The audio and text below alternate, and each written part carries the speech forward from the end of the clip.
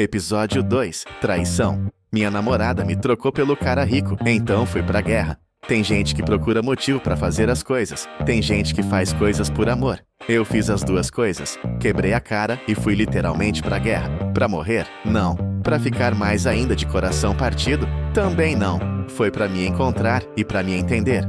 Isso aconteceu há bastante tempo, mas a verdade é que ela nunca saiu da minha cabeça. Acho que chegou a hora de compartilhá-la. Voltemos aos anos 90, final da década, mais precisamente, uma época que pra mim parecia mais simples, mais leve. Eu estava na faculdade com aquela energia otimista de quem acredita que tudo vai dar certo.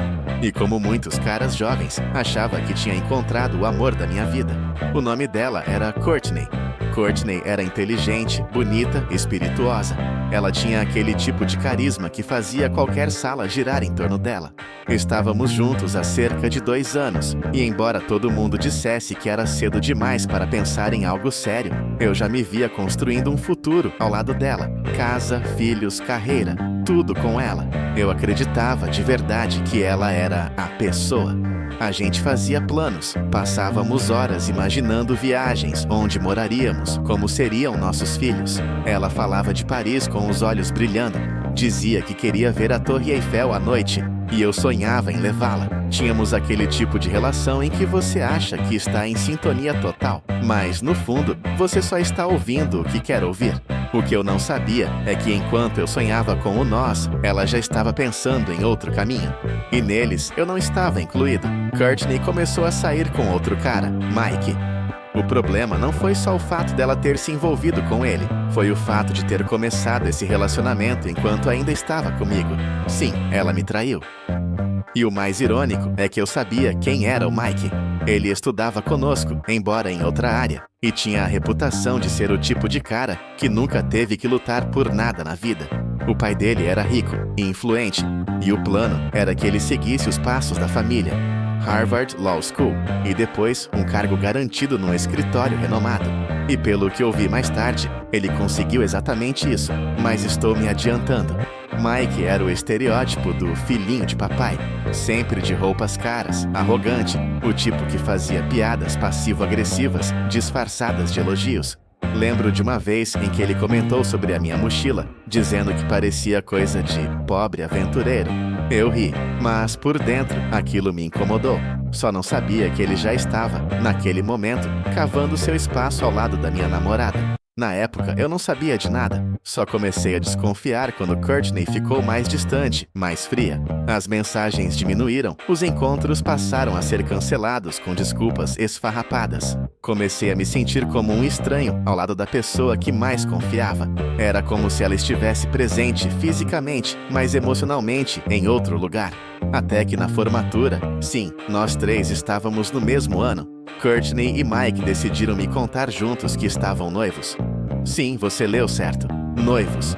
Lembro da cena como se fosse ontem. Estávamos no evento depois da colação, quando eles se aproximaram. Achei que ela queria me cumprimentar, mas, sem rodeios, ela disse que estava com Mike e que os dois iam se casar. Eu, em choque, perguntei, alto demais, por quê? Courtney apenas deu de ombros e disse algo como: eu preciso de um marido com perspectivas. Traduzindo, com dinheiro. Como se tudo que construímos, todo o carinho, as conversas, os sonhos, tudo, tivesse o valor de uma planilha de investimentos. E como se isso já não fosse humilhação o suficiente, recebi uma ligação, poucos dias depois, da empresa onde eu tinha sido aprovado para começar logo após a formatura. Reestruturação interna. A vaga foi cancelada. Em questão de dias, perdi minha namorada e meu futuro emprego. A sensação era de estar afundando num pântano, sem apoio, sem direção. Lembro de ficar encarando o teto por horas à noite, tentando entender onde foi que eu errei. Me perguntei se não fui suficiente, se tinha sido cego demais. Passei alguns dias completamente desconectado. Não saía do quarto, evitava amigos, me isolei. Foi então que, num momento de clareza em meio ao caos, pensei: talvez eu precise me reencontrar de outra forma. Mas a verdade é que havia uma parte de mim que queria desaparecer. Não no sentido literal, mas emocional. Eu precisava de algo tão intenso, tão desafiador, que ocupasse cada espaço da minha mente e me impedisse de pensar nela. De lembrar do perfume dela, do som da risada, do nosso último abraço. E por mais contraditório que pareça, a guerra parecia ser esse lugar. Um lugar onde o perigo, a disciplina e a adrenalina não deixariam espaço para memórias dolorosas. Foi aí que decidi entrar para o exército. Era para ser temporário. Um tempo para reorganizar a cabeça, entender o que eu queria. Algo que me desse estrutura, propósito. Mas acabei me envolvendo mais do que esperava. Fiz o treinamento de oficiais, concluí então esse treinamento que na época era chamado de Ranger School, e fui designado para um regimento, e quando percebi, já era setembro de 2001. Você sabe o que isso significa? O mundo mudou naquele mês, e junto com ele, meu destino. Fui enviado para o Afeganistão logo depois, no meu primeiro tour de serviço. Foi um período intenso, difícil, que exigiu tudo de mim física e emocionalmente, mas me fez crescer como homem, como profissional e como ser humano. Lembro de uma noite em especial.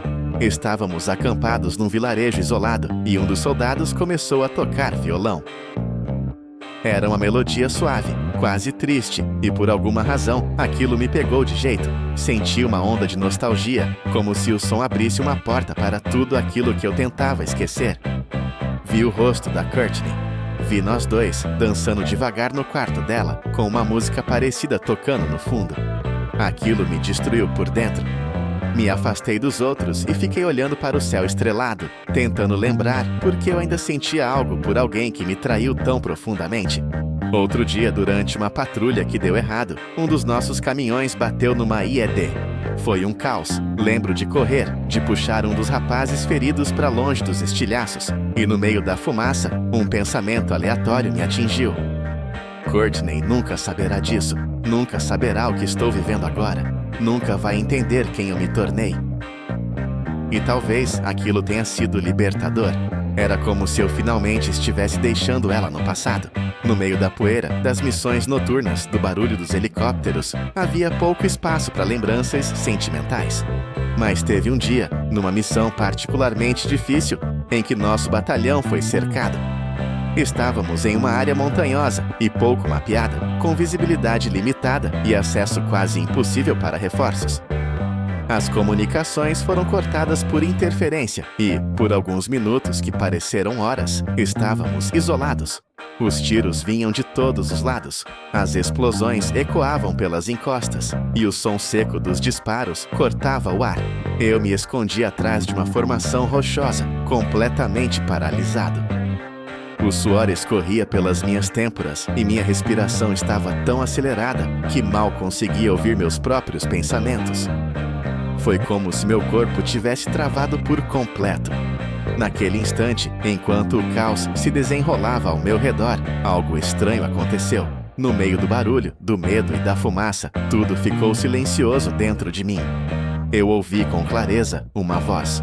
Não era de nenhum companheiro, nem um comando de rádio. Era uma voz dentro de mim, firme, quase serena, que dizia: "Você precisa viver." Aquilo me atravessou como uma flecha. Era como se algo, ou alguém, estivesse me lembrando que eu ainda tinha uma missão maior, algo para cumprir. Que aquela batalha era só mais uma página da história e que eu ainda não podia fechar o livro. Era como se a vida estivesse ali, me chamando de volta. Levantei devagar, olhei em volta e comecei a reagir. Reuni os poucos que estavam próximos, dei ordens, gritei instruções. Coordenei uma retirada estratégica por um ponto cego que conhecíamos de um reconhecimento anterior. Aquilo me reacendeu, não só como soldado, mas como ser humano. Algo dentro de mim foi realinhado ali, como se aquela decisão, a de viver, apesar do medo, apesar do passado, tivesse sido a mais importante da minha vida até então. Foi nesse momento, cercado pelo perigo, que eu finalmente entendi que às vezes é no limite da existência que encontramos nosso verdadeiro propósito. Um DVD, enviado pelo Jaime, um amigo da faculdade. Ele conhecia bem a história entre mim, Courtney e Mike. Junto ao disco veio um bilhete. Assista. Você vai amar. Coloquei o DVD num laptop velho da base, sem esperar muito. Era o vídeo do casamento deles, Courtney e Mike. A cerimônia era luxuosa, o tipo de lugar que custa mais do que eu ganhava em um ano. E aquilo doeu mais do que eu imaginei. Porque por mais irônico que parecesse, aquele era o casamento que eu sonhei ter com ela. Vê-la vestida de noiva daquele jeito foi como assistir a uma cena arrancada direto da minha imaginação. Ela usava um vestido branco rendado com cauda longa, do tipo que ela mesma já tinha descrito para mim em conversas despretensiosas. A maquiagem impecável, o cabelo preso com flores delicadas. Tudo estava como eu havia visualizado dezenas de vezes quando pensava nela sendo minha esposa. E ali estava ela, realizando esse sonho, só que não era comigo. A entrada dela foi algo saído de um conto de fadas.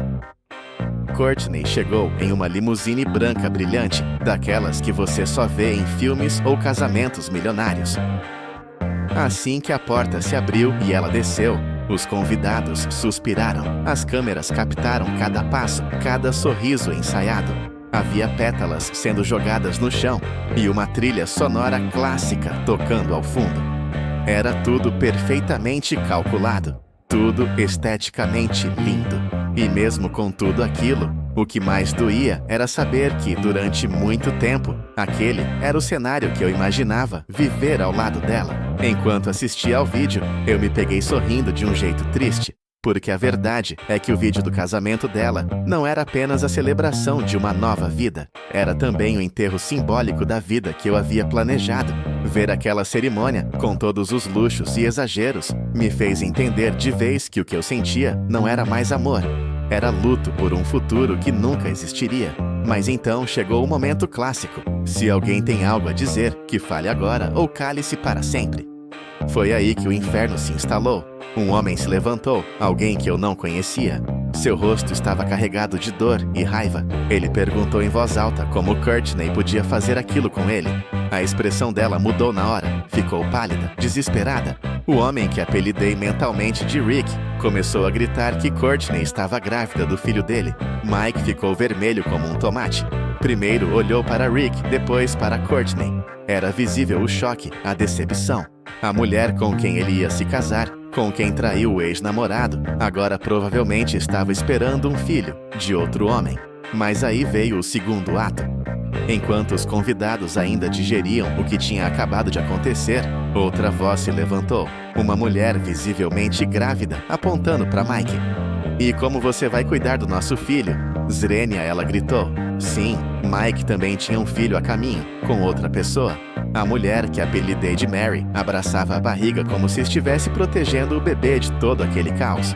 O vídeo acabou com os pais de ambos tirando seus filhos do altar e saindo do salão. Não precisava de legenda para entender, o casamento foi cancelado. Eu ri como não ria há meses. Mostrei para meus colegas de farda, eles gargalharam. Aquilo virou uma espécie de tradição na base. Sempre que o clima estava muito tenso, alguém sugeria assistir ao Casamento do Caos. E por um tempo, aquele DVD se tornou meu escape. Era como um lembrete de que o mundo dá voltas. E às vezes, só às vezes, ele faz justiça com gosto. O vídeo virou até uma espécie de lenda dentro do nosso pelotão. Soldados que nem me conheciam direito me pediam para ver o vídeo da noiva traíra. Era surreal. Em meio a uma guerra, aquele pedaço de passado virou alívio, virou catarse. Tempos depois, já no Iraque, aquele mesmo vídeo voltou a rodar em dias difíceis. E por mais estranho que pareça, ele me dava uma certa paz. Era a lembrança de que, por mais dura que a vida fosse naquele momento, havia momentos de redenção. Havia provas de que nem sempre o mundo premia os espertos. Às vezes, ele os expõe. Soube por alto que Mike virou advogado e conseguiu sucesso. Courtney arrumou um emprego e seguiu com a vida. Talvez tenham ficado com os respectivos pais dos filhos. Talvez não. Não sei. E, sinceramente, não me importa. Eles se tornaram notas de rodapé na minha história. Eu, por outro lado, fiquei no exército. Voltei ao Afeganistão, ao Iraque, e servi em locais sobre os quais ainda não posso falar. Vi o pior do ser humano. Enfrentei inimigos que fazem Bin Laden parecer um amador. Lidei com perdas, com dores, com silêncios que gritam. Vi amigos tombarem, vi inocentes sofrendo. E ainda assim, em algum lugar dentro de mim, havia espaço para rir daquele vídeo. Talvez porque ele me lembrasse que a vida, mesmo quando cruel, também sabe ser irônica. Essa foi a história de como perdi uma namorada, um emprego e acabei encontrando o propósito, além de um bom motivo para rir, mesmo em meio à guerra. Depois que assisti aquele DVD, algo dentro de mim finalmente se encaixou. Era como se eu tivesse esperado uma explicação, uma justificativa, algo que encerrasse aquele ciclo emocional. E ali estava, tudo escancarado, tudo gravado. Foi libertador. Pela primeira vez, eu entendi que não fazia sentido ficar remoendo aquilo, arrastando as memórias como correntes nos tornozelos. Aquilo era o fim de um capítulo que, por mais doloroso que tenha sido, já tinha passado. A clareza que veio depois daquele vídeo me deu uma força que eu nem sabia que tinha. Consegui me concentrar mais nas missões. Cumpri tarefas que antes me pareciam impossíveis. Liderar uma equipe em território hostil, tomar decisões sob fogo cruzado, manter a sanidade enquanto tudo ao redor desmoronava. Essas coisas começaram a fazer sentido, porque eu já não carregava o peso de uma história mal resolvida. E talvez por isso eu tenha sobrevivido a tudo, porque finalmente eu estava inteiro. Meu Deus, que angústia, que sofrimento! E no meio do caos, eu ainda tinha tempo para pensar em amor. Loucura, né? Mas é isso que torna essa história tão humana. Se você chegou até aqui, me conta. O que achou dessa história real, dolorosa, mas surpreendentemente libertadora que eu captei? E se quiser acompanhar mais relatos como esse, histórias de superação, viradas inesperadas, ou até mesmo fofocas e casos inusitados do dia a dia, não se esqueça de se inscrever no canal e ativar as notificações. Fique atento, porque novos vídeos estão chegando em breve por aqui. Te aguardo!